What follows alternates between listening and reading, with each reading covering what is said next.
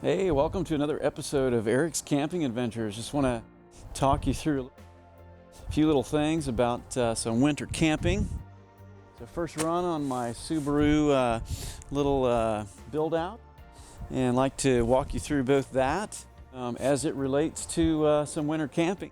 One of the first things we incorporate into this is my 0-degree sleeping bag. It's going to keep us warm one way or the other. Might be sweating in them. Just depends on how cool it gets tonight when we head out on our first trip.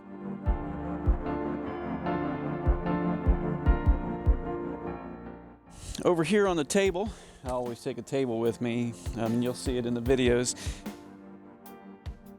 You need some place to get out of the wind. You just never know what it's going to do in the wintertime. So you have just got to have a little space to be able to stretch out and move that's not in the wind. You just can't get warm in a small space like this. There's no place to move. So if you get chilled in here, you just can't get a good enough space to kind of move and warm up again. So this is going to be kind of a windbreak, and it's a Napier sports dome car tent, and it just hangs off the back of your car, and you'll see that in the videos here in just a moment. The other thing I take is a little buddy heater. This works good inside the tent. It's going to produce some condensation inside the car, which might be a thumbs down on that, but inside the tent, it's a pretty good deal. The other thing I take is from the last campsite, I always save one piece of wood that's dry and can be easily batoned for getting that fire going easily. It's dry, it's ready to go, and I saved it from my last camp. I use that to get my fire going. That way I don't have to hunt for a dry piece. The other thing I take is a little piece of fat wood, and you might find that you can kind of split this up a little bit or baton it and easily light it. Sometimes a butane lighter doesn't work so good in the cool, but it'll light pretty easily even with a match. So you just protect it from the wind, and you can light the fat wood and it'll burn down just kind of like a fire starter. So that just makes it a little bit easier in the winter. Now the other thing I'd encourage you to take, and my hands are freezing here as I'm talking to you, is take some wool gloves and take a mitten shell. When you get your fingers together inside a mitten shell, they're going to be a little bit warmer, and you're going to feel a whole lot toastier. If you keep them separate, I mean, they'll be warm in your wool gloves, but you'll find a lot more comfort inside a mitten shell that will protect the individual fingers from cooling off by themselves. So this one, you can see, folds over and has an opening. Get your fingers out real easily to manipulate whatever you're doing, and then put the shell back on and warm your hands back up.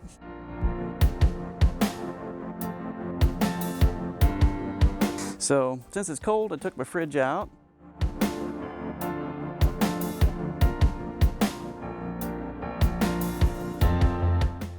The last thing that I take, and this is just a stunning little, I don't know if you want to call it an invention or what, but let me show you here. This is just a real small Jackery, and has a 12-volt output for a cigarette lighter. And what I do is I lay this little 12-volt electric blanket underneath my sleeping bag. About 10 minutes before I crawl into it, I turn this on. Turn on here, plug in to the outlet, turn the power on, and just let it run for about 10 minutes to warm it up. I'm going to tell you, you get in your sleeping bags, and this is not like a high heat, but it is very significant, and it feels so warm and so comfortable.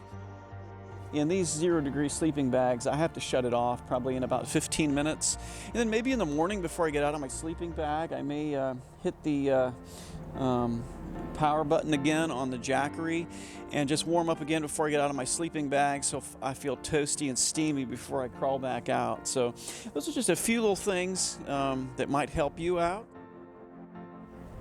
I'm getting ready for a sleeping adventure out in the cold in the woods.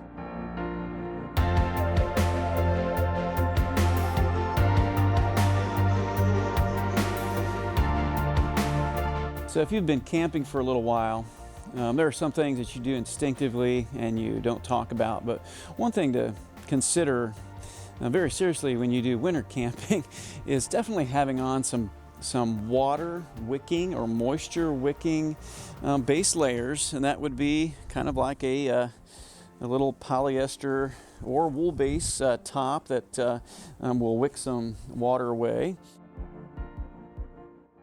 wick moisture away. You can put that on, and it'll give you just a little bit extra layer that especially you can shed. If you are getting warm, you can unzip. In fact, I'd actually recommend that you wear a fleece as well as a layer, but one that you can unzip all the way when you're actually active at your campsite. The other one is a base layer for your legs. And this will just give you another way, especially if you spill some water on the campground, you get it on your pants. This will actually wick some moisture away and help it to evaporate even against your skin. So if you hike, for example, a couple videos ago I was hiking in the rain, I had a base layer like this on, and I'm just going to tell you, it wicks the moisture away and it dries against your warm skin, helps it to evaporate back out once you're able to get rid of that shell type layer. So definitely want to consider your base layers as part of your winter camping. Don't forget that piece. You can have all the fancy stuff in the world and all this whole table over here, but probably not good to really consider without having a good polyester or wool base layer.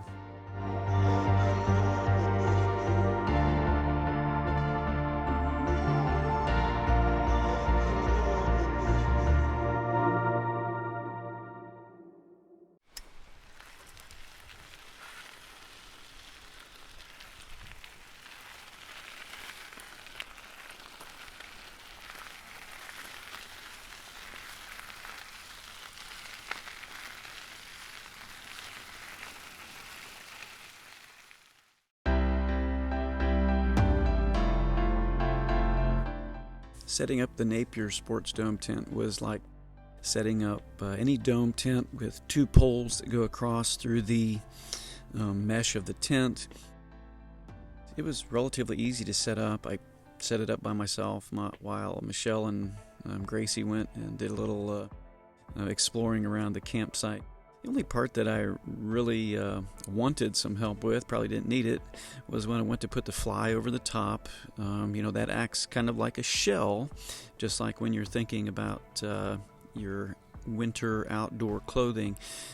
It functions as an airspace and a waterproof barrier between your tent and the outside. So it's pretty important to get that shell on.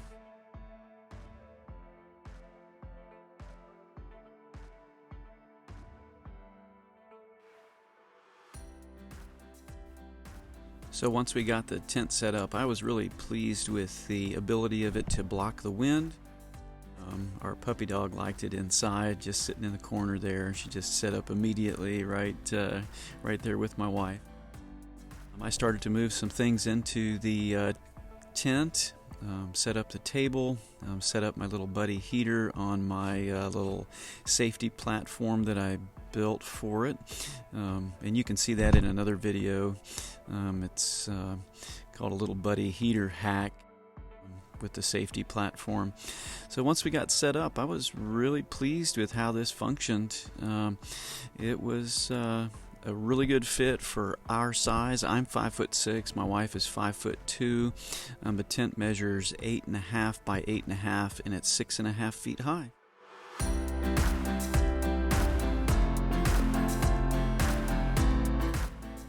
From this angle, you can see the connector from the tent to the car, which is basically a zipper and some clips and a little bit of elastic that go around the hatchback. It's got a nice little fly on it that goes almost down to the ground, a canopy. Hey, there's a dog.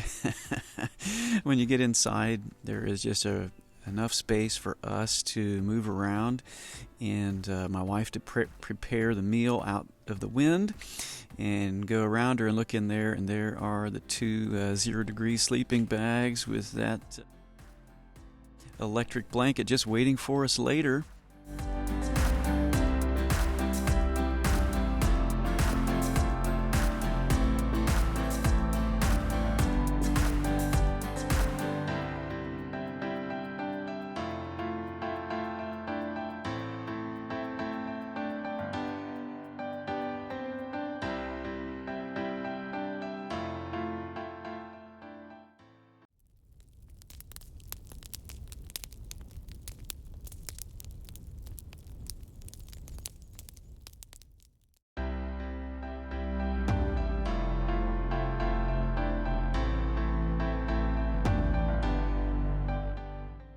So how did that first trip go? I'm just going to give you a few little items of thought after the trip. Sleeping bag was great. The Sports Dome tent from Napier, it actually worked very, very well. I was impressed with it. The only part that was a drawback was a little bit of the connector between the car and the tent did collect a little bit of condensation, and that leads me to the next subject. Everything else, there was no condensation anywhere else in the tent. I assume that's because of the shell that's on the outside. The little buddy, it actually worked very well, again, inside the tent, but the amount of condensation inside the car and the amount of condensation on the little bridge between the vehicle and the tent, and there's a lot of condensation there. I suppose that maybe if I took like some kind of a barrier to create an airspace, that condensation would be less, and I may try that next time when I use the little buddy heater. So this is kind of a thumbs up inside the tent, kind of a thumbs down inside the vehicle. It was just, I almost had to squeegee the windows just to drive from the campsite. I couldn't get rid of the humidity and the condensation on the windows. The little Jackery and the electric blanket, they were absolutely fabulous. I just have a ton of affection for this combination, and I'm just going to show you. I mean, this is a tiny little Jackery here, but if you look at this little setup, cigarette lighter, plug. After using this to warm up at night, just right before getting into the sleeping bag, and then to warm up again in the morning before getting out. Now this tiny little Jackery, 61% is left, so it's pretty good for what I want to use it for. To charge it up then, I just simply plug it into the batteries on the vehicle, set the solar panels out, and can recharge my Jackery during the day. But I used this a lot more than usual because I used it a little bit longer for the comfort of my wife on the trip, both in the evening and in the morning. So for me, I probably would have had it a little bit less. I use base layers pretty effectively, and I also wanted my wife to be comfortable on the trip. So it was a good time. Everything worked good. Again, good things. Napier tent was great. Blanket with the Jackery, fabulous. A little buddy, good inside the tent. A lot of condensation in the vehicle. Hope that's helpful for you. Hopefully it gives you a few ideas for winter camping. I know there's tons of YouTube subjects and topics about winter camping, but this one's a little bit more about safety. Don't forget your base layers, don't forget a warm bag, and some place to get out of the wind so you can warm up if you get chilled. And don't forget those gloves with the mitten shells. Hey, you have a great day, and thank you for joining me for another episode of Eric's Camping Adventures.